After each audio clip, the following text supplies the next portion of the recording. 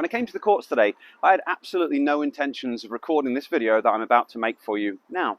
But as I arrived at the courts, I started speaking to someone who'd been watching some of my videos before, and I asked them if they'd started to work on the vision program that I give out, and they said they'd done a little bit of it, but it didn't really apply to their main problem, which was overrunning the ball. And obviously that surprised me a little bit, but then I realized that this is something that I haven't covered in any of my videos. I talk a lot about ball tracking, I talk a lot about reacting quickly and preparation and timing, but I hadn't talked about overrunning the ball. So that's what I'm going to explain in this video. Why is it that you overrun the ball? What does it really mean? And what can you do to fix the problem? So if you have a tendency to overrun the ball, basically what that means is you're not allowing enough space. You're not predicting where the ball's going accurately enough, and you're setting up too close for the ball. So this is a spacing issue, but it's generally a spacing issue as you're moving to a ball that's a little bit further away, as opposed to a spacing issue when the ball's hit at you and you don't create enough space. So overrunning the ball is just not accurately predicting where the ball's going and setting up a far enough distance away to allow you room to swing. And as with most things, it's kind of a two-part solution. Part one is being consciously aware of it and trying to work on it with your on-court practice. Now, where things go a lot of the time with people when they're trying to improve aspects of their game is they focus on too many things at one go. And that's why it doesn't tend to work. When you're trying to make technical corrections, you're trying to improve things, you need to focus on one or two things at a time. And when it comes to something like spacing, this is going to take a lot of energy to focus on, especially if there's issues with the visual system, but we'll talk about that in a moment. So when you're playing, you have to dedicate all of your focus to watching your opponent hit the ball, and when they hit the ball, kind of thinking through it. Okay, how high is the ball? What direction is the ball traveling? Did they swing low to high? Has that got topspin? Did they look like they hit a more flat stroke? Did they slice down on it? What is that spin going to do to the ball when it bounces? Is it windy like it is today? What impact is the wind going to have on the ball? So your brain is making all these mental calculations, and you've got to try and figure out, okay, is the ball going to land short? Is it going to land deep? How wide is it going to land? And these are kind of the calculations that you're making on an ongoing basis for every single stroke.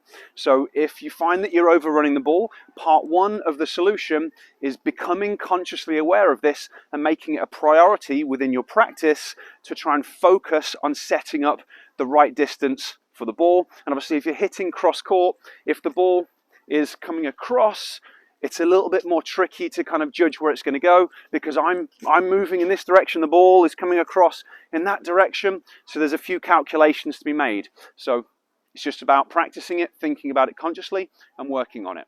But then part two of the solution comes down to whether you're actually capable of doing it or not. So like I've just said, there's a lot of calculations to be made. And the reality is most players' visual systems don't function at a high enough level to allow them to make these predictions. It's just the reality of the situation. It's why so many people fail to improve in tennis, because if your visual system can't predict where the ball's going, it is basically impossible to set up in the right position every time. You know, if a coach feeds you the ball into the same spot, or if you're using a ball machine that's going to the same spot each time, it's a little bit easier to make those predictions. But when you start to kind of rally freely, or you're playing points or playing matches, there's so many variables. It's so unpredictable where the ball's going.